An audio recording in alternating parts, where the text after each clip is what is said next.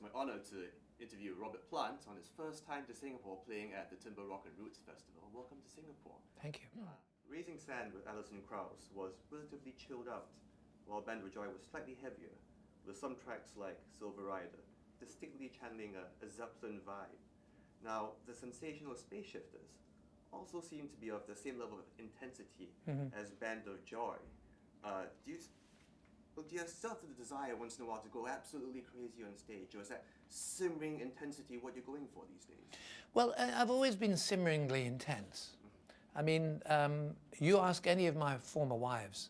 I mean, and even when I was at school, I was quite intense. I had to sit all alone because I just had this kind of strange glow about me.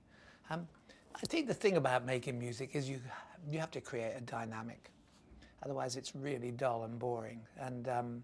And from the very beginning of my whim and will to sing and get on stage to now, I've tried to create a dynamic. I think you're right. You know, Band of Joy was, especially live, it was getting quite far out, and it was that move back into more physical music that brought me back to working with my old friends again and bringing in Joe Day Camera, the guy from West Africa who plays with us, and changing rhythms and changing intensity and trying to get the audience to come into the music, to bring them into it. It's, yeah, I mean, it's just part of the tapestry, you know. Would you say you depend on the energy from an audience more these days then? No, not really. I just depend on a good sound man. You know, because I mean, try and spin a load of effects into the crowd, vocal and audio effects. Try and make it into something a bit more than just a rock performance, which it is far more. I've listened to a Sensational Space Shifters version of Black Dog on your website. Now, how do you approach your old catalogue these days?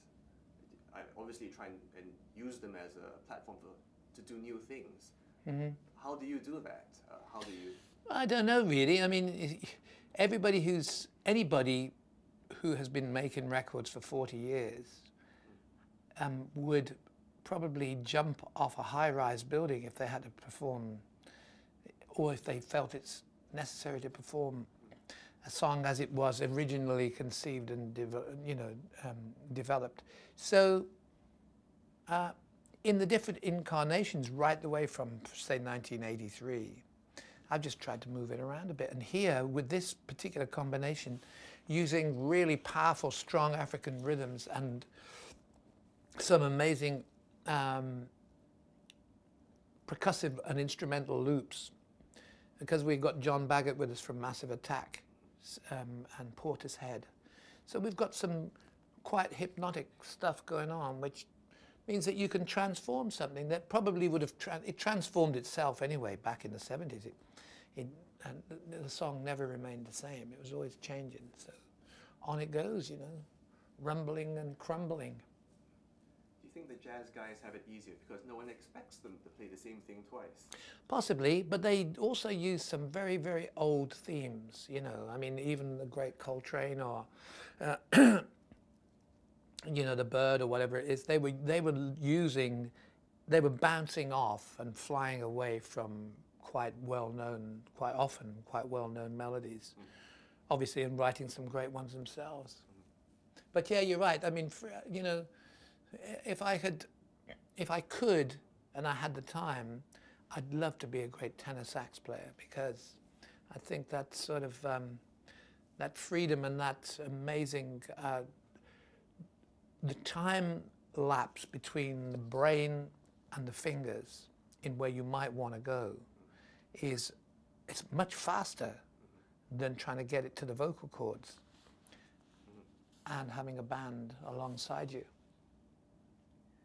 Do you play your Zeppelin songs as a concession to fans' expectations, or do you still enjoy them?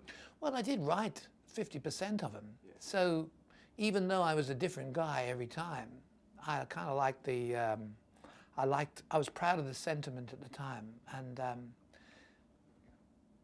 even the stuff going back to when I was like 20 years old, I think I understood the spirit of that kid who helped to write those songs. So I feel good about them, you know?